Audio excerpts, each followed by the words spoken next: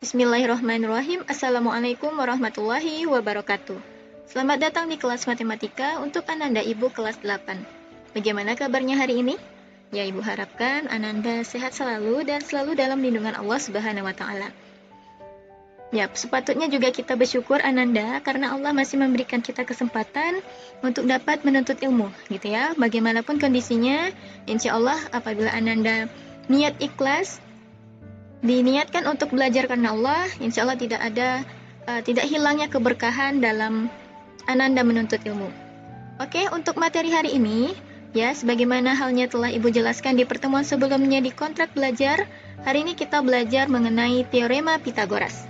Nah, fokusnya hari ini kita akan mencoba membuktikan teorema dari Pitagoras. Adapun tujuan pembelajaran di bab teorema Pitagoras kita ini, yang pertama yaitu membuktikan teorema Pitagoras dengan memperhatikan luas persegi.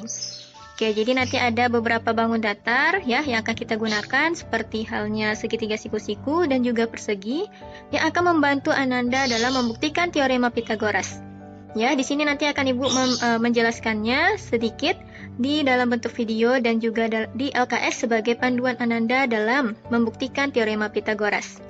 Oke, selanjutnya setelah Ananda menemukan atau membuktikan teorema Pitagoras, yang kemudian teorema tersebut Ananda gunakan untuk menghitung panjang sisi segitiga siku-siku. Oke, yang selanjutnya nomor 3 yaitu mengidentifikasi bilangan-bilangan yang merupakan triple Pitagoras. Nah, jadi di sini kita berbicara mengenai segitiga siku-siku.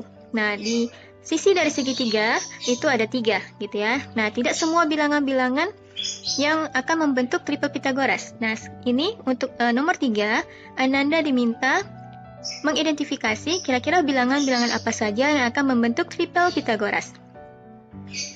Oke, yang selanjutnya yang keempat yaitu menyelesaikan masalah yang berkaitan dengan Pitagoras. Ya, masalah dalam kehidupan sehari-hari yang kemudian akan Ananda coba selesaikan dengan menggunakan teorema Pitagoras.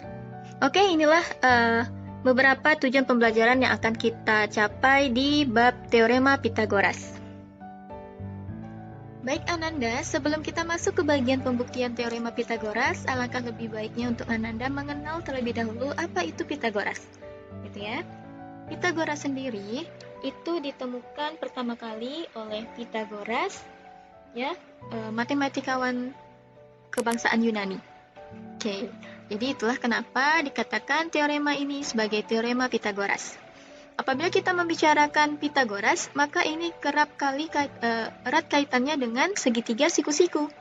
Gitu. Jadi itulah kenapa Ibu sajikan di sini, ini adalah segitiga siku-siku. Kapan segitiga itu dikatakan segitiga siku-siku? Pastinya Ananda sudah pernah mengenal nih segitiga siku-siku itu sendiri. Ya, dikatakan dia segitiga siku-siku apabila kedua sisi ini membentuk sudut 90 derajat. Ya, jadi ingat sudut 90 derajat itu membentuk sudut siku-siku. Jadi apabila sudut ataupun segitiga ini membentuk sudut 90 derajat, maka dikatakanlah segitiga ini adalah segitiga siku-siku. Yang mana unsur-unsur dari segitiga siku-siku itu, kita di sini memiliki sisi siku-siku. Ya, jadi ini apabila ada sisi yang saling tegak lurus yang membentuk sudut 90, itu kita sebut sebagai sisi siku-siku. Kemudian ada sisi siku-siku lainnya, dan juga kita punya sisi miring. Sisi miring ini disebut juga sebagai hipotenusa. Jadi ada istilah lainnya sebagai hipotenusa. Jadi nanti kalau misalnya Ananda menemukan istilah hipotenusa itu sama halnya dengan sisi miring. Nah, bagaimana cara kita menentukan sisi miring pada segitiga siku-siku? Ya, apakah ada ketentuan dalam menentukan yang mana merupakan sisi miring dari segitiga siku-siku? Oke, coba Ananda perhatikan slide berikut. Oke, di sini ada beberapa segitiga siku-siku ya ditandakan oleh ini. Nah, ini adalah salah satu simbol dari segitiga siku-siku yang menunjukkan bahwa segitiga ini adalah segitiga siku-siku. Oke, di sini kita akan mencoba menentukan mana yang merupakan sisi miring dari segitiga siku-siku ini. Oke, coba kita kembali lagi. Nah, di sini adalah sisi miringnya. Ya, atau hipotenusanya. Dikatakan dia sisi miring apabila dia Nah, di depan sudut 90 derajat. Jadi di mana sudut 90 derajat, maka di depannya adalah sisi miring.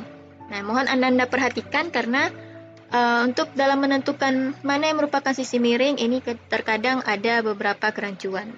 Jadi itulah syaratnya Ananda, yang dikatakan sisi miring itu di depan sudut 90 derajat. Maka disinilah sisi miringnya. Ya, walaupun kelihatannya di sini merupakan kelihatan miring, di sini juga kelihatan miring, gitu ya. Tetapi yang dikatakan sisi miring yaitu adalah di depan 90 derajat. Begitu juga untuk segitiga yang di sini. Walaupun di sini kelihatannya semuanya miring, ya, tapi yang merupakan hipotenusanya yaitu yang di depan 90 derajat. Berarti ini adalah sisi miringnya atau hipotenusa. Maka dari sini kita juga, Ananda pasti sudah mengetahui bahwa yang merupakan yang menjadi sisi miringnya adalah bagian sisi ini. Ya, ini adalah sisi miringnya. Jadi, dikatakan dia sisi miring segitiga siku-siku apabila dia berhadapan dengan sudut 90 derajat. Oke, untuk pembuktian teorema Pitagoras, silakan Ananda kerjakan LAS ataupun LKS yang Ibu bagikan di grup belajar.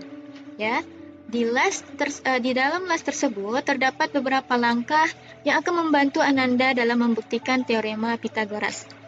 Ya, silakan Ananda ikuti langkah-langkah tersebut dengan baik dan baca perintah soalnya dengan seksama.